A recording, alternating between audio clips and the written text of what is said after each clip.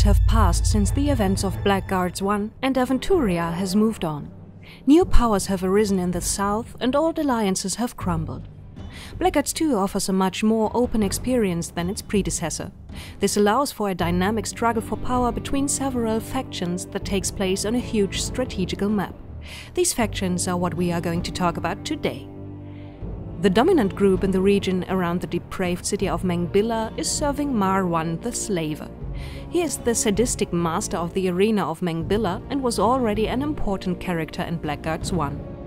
Now he rules over vast lands, sitting on his shark throne with the aid of an army of mercenaries and unknown dark powers. He is opposed by Cassia, the player character. This determined, tough lady is gathering an army of mercenaries as well to force Marwan to his knees. Her motives are shrouded in mystery.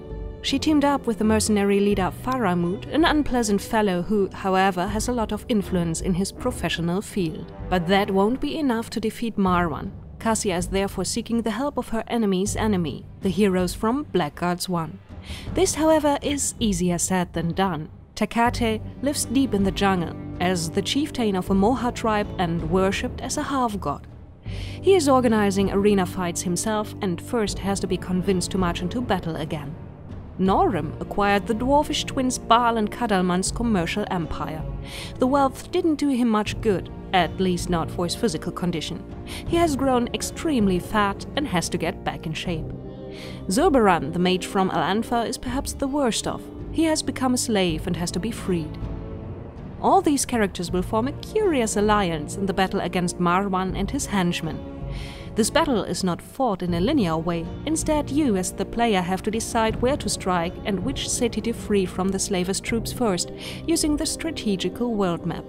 Up to 10 mercenaries will join you in every battle, and you can freely place them in the staging area of the battle map each time.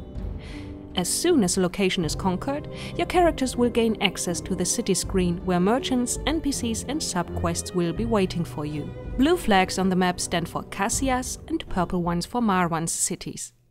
Marwan, however, may decide to take his cities back, so for the first time you will have to be in a defensive role. To defend your cities in this new kind of map, you may use traps and order your troops to guard certain areas. But even if you should fail, not everything is lost.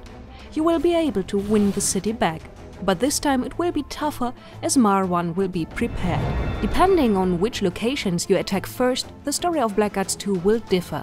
We will talk about the new gameplay elements like mercenaries, defending and other cool new stuff in upcoming videos. So stay tuned for more news about Blackguards 2.